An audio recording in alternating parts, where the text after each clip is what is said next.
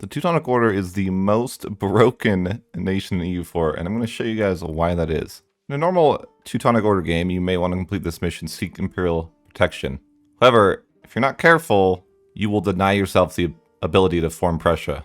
Let me show you the how. If you guys end up taking this estate, Religious Diplomats, which I believe is fundamental, I almost always take it, and you have a Diplo Rep advisor, something bad's going to happen to you.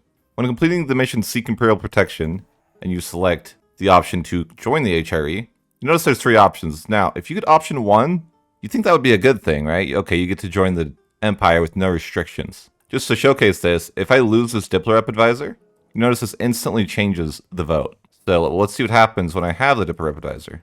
We get this event here that says the Emperor welcomes us, and we just hit wonderful. Now you would naturally want to complete your mission where you defeat Poland. I'm just going to use commands to demonstrate this process. So once you've completed Poland, you can select this, and you can go ahead and select the Prussian path. We're using commands to finish this mission, of course. So once you complete this mission, you'll get the 3 options. Now, regardless of if you pick option 1 or 2, you'll get this instead. You just get some power points, and no Prussia, and that's it. The funny thing is that even if you leave the HRE completely before accepting this mission, it doesn't matter. You will still just get glory to them and get power points. So you are completely screwed if the Emperor selects the first option. And all I had to do was get a Diplo Rep advisor, as this estate privilege is pretty normal. So just to show you guys how easily you can screw your campaign over.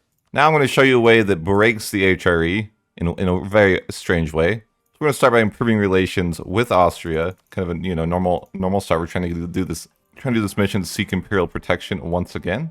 I'm going to go and integrate Livonian order. This example, let's assume that you picked, we are the Teutons, we can handle Poland ourselves. And then you went ahead and fought Poland. Let's say in the war with Poland, you just took, 3-4 provinces, not a huge deal. You get your mission done, and you go ahead and select the defeat Poland mission, and you go on the Prussian path. And I'll go ahead and use some commands to give my estate some loyalty, but you can assume that you were trying to pick up this loyalty during the war. So let's say that you wanted to pick the second path here. So you hit accept, and you join the HRE. Change to Prussia. Everything looks good, or so you think. Now what happens next is very strange. Austria is demanding unlawful territory of, in this case, let's see this province here. So he's demanding that I return this to the Empire. So literally it's saying Austria wants me to return this to the HRE. Okay. Now what happens if I accept? The province goes to Poland, who, by the way, is not in the HRE, and will be giving the Emperor negative relations for a province that's held outside the Empire, which is extremely stupid. And let's discuss how you can form Germany without the Tech 20 requirement. And I will give credit to the student for this idea. This is not my idea. I'm simply showing you another way that this nation's broken. So as the HRE path on the bottom here, the rewards right now are pretty generic, just some GovCap and Diplo Rep. However, if you dismantle the HRE, the rewards for this mission change. Let me show you what that looks like. Now, I'm obviously using cheats to simulate dismantling the HRE here. But we're going to go ahead and do this, and I'll show you guys what happens. So now if you notice at the bottom of my mission tree, now I get this event, the Rise of the German Empire. And the requirements are simply to own 100 provinces, and that is it. The only part that will slow you down is this requirement for Tech 10. So there is a hard limit on how fast you can form Germany. I found this out, unfortunately, the other day when I was hoping to achieve a 1500 Germany, but behold, it is not possible. However, at 1520 Germany, it might just be acceptable. For this next one, we're going to go through the mission tree as normal. We're going to hit no, don't join the HRE. We're going to assume that you win your war against Poland. That's fine. And go ahead and select the Prussian path. And then we'll go ahead and get this mission done here. So now what we're actually going to do is select any one of these 3 and click this. And this should let you form Prussia. We're not going to click that. We're just going to put it to the side. And then we're going to show you what happens if we tag switch beforehand. So let's go ahead and integrate France. And I'm going to go ahead and set up some France territory. And then we'll culture shift there.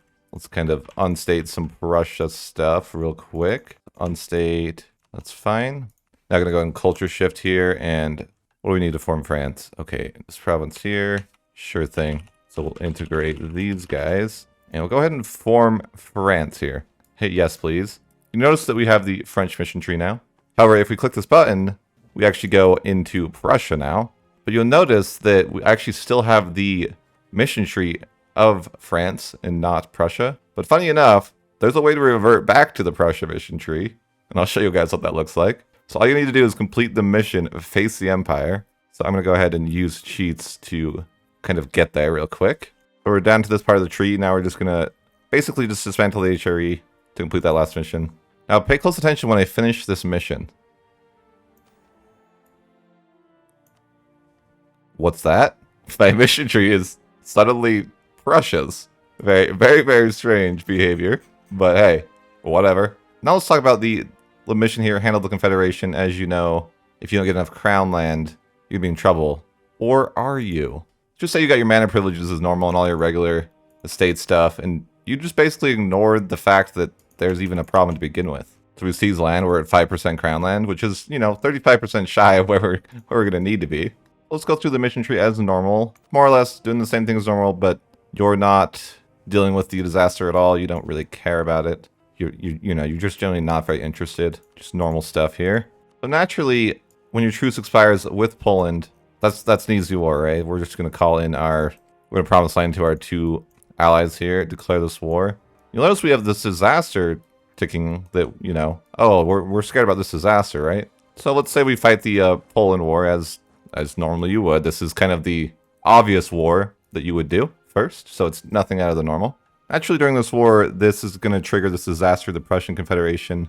However, you'll notice nothing happens. So all this gives me is a little equilibrium, a little influence, and stab cost. And once you complete this super easy war, which you could literally AFK, you can just go ahead and grab your Polish land like you would, and complete your mission here. Select the Prussian path. You can go ahead and do this mission here. And once you complete this mission and select whichever path you want, you'll become Prussia. Disaster simply goes away. So why did we bother to care about it in the first place? Now what happens if you just join the HRE normally? This one is weird. It automatically triggers the incident for you, but you're already in the HRE. In fact, you can vote for your own outcome. You'll notice that they simply will just vote the first option no matter what. I don't have much Diplo, I don't have extra Diplo or anything like that, and that's just happening. So that just lets you join for free, but you're not Prussia, so it's bad. It's also bad. And this mission just simply becomes I guess a way to get some Diplo points. Why not? Now let's talk about how this nation is broken in the traditional sense, meaning overpowered.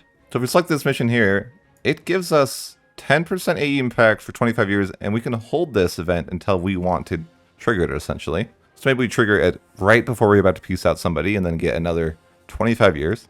And on top of that, you get to form Prussia, which has 10 AE impact built in. Not to mention, Prussia is just OP in general, but we get that 10% AE straight away. Now, let's say that we go ahead and dismantle the HRE, which is what I did in my game that you guys may have already seen. When you dismantle the HRE, you're going to get max prestige straight away. If you combine this with the Justified Wars from the Age of Discovery, and we go ahead and get the second idea of espionage, you'll notice we have 60% AE impact, which is insane. Let's take it another step forward and say that you are a Alta 4 enjoyer, and you want to basically give yourself the papacy. So we've gone ahead and given ourselves the papal controller.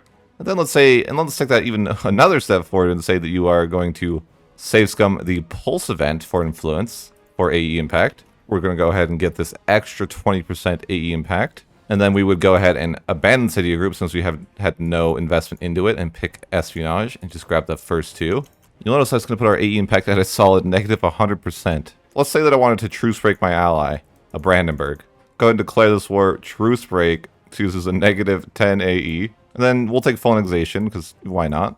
Now let's see what our neighbors think about that. Negative 7 AE. And remember, I truce broke. Basically, you could just conquer everything for free, with no restrictions. And I haven't even played the Horde style of the Teutons, but from the sounds of it, that is also insanely strong overpowered. Anyways, I hope you guys enjoyed this one. It's a little bit different than normal. Are the Teutons the most broken nation in the game? I think so. What do you guys think? Let me know in the comments below. And as always, have a great day, and thanks for watching.